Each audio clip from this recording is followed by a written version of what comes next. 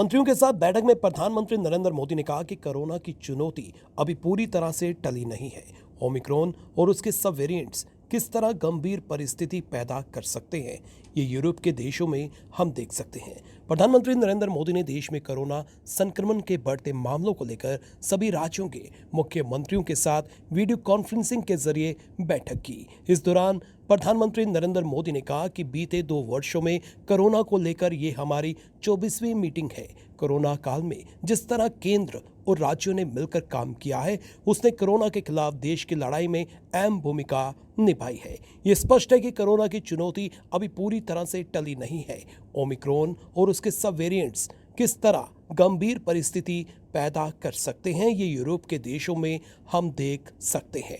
प्रधानमंत्री नरेंद्र मोदी ने कहा कि हमारे वैज्ञानिक और विशेषज्ञ नेशनल और ग्लोबल स्थिति की लगातार निगरानी कर रहे हैं और उनके सुझावों पर हमें कलेक्टिव अप्रोच के साथ काम करना होगा। संक्रमण को शुरुआत में ही रोकना हमारी प्राथमिकता पहले भी थी और आज भी यही रहनी चाहिए। प्रधानमंत्री नरेंद्र मोदी ने कहा कि हमारे देश में लंबे समय के बाद स्कूल खुले हैं और ऐसे में कोरोना केस के बढ़ने से कहीं ना कहीं अभिभावकों की चिंताएं बढ़ रही हैं।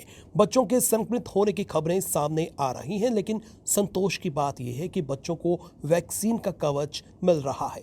कल ही 6 से 12 साल तक के बच्चों के लिए कोरोना टीकाकरण की अनुमति मिल गई है। पहले की तरह स्कूल में विशेष अभियान चलाने की जरूरत होगी। प्रधानमंत्री ने कहा कि 2 साल के भीतर देश ने हेल्थ इंफ्रास्ट्रक्चर से लेकर ऑक्सीजन तक सुधार किया है और आज कोरोना की जो स्थिति है उसमें यह जरूरी है कि अस्पतालों में भर्ती मरीजों का RT-PCR टेस्ट जरूर किया जाए और पॉजिटिव आने पर मरीजों के सैंपल जीनोम स्क्यूजिंग के लिए जरूर भेजे जाएं। प्रधानमंत्री ने कहा यह सुनिश्चित करें कि जनता में पैनिक ना फैले। हेल्थ इंफ्रास्ट्रक्चर को अपग्रेड करने का काम चलता रहना चाहिए। प्रधानमंत्री नरेंद्र मोदी ने यह भी कहा यह भी सुनिश्चित करें कि सारी सुविधाएं संचालित स्थिति में हो। अगर कहीं भी कोई समस्या हो तो उसे उच्च स्तर पर सुलझाया जाए। इसके अलावा ग्लोबल क्राइसिस के बीच तेल के दाम तेजी से बढ़ रहे हैं। ऐसे में प्रधानमंत्री नरेंद्र मोदी ने कहा कि आज की ग्लोबल सिचुएशन में केंद्र और राज्य सरकारों का कोऑर्डिनेशन पहले से अधिक आवश्यक है।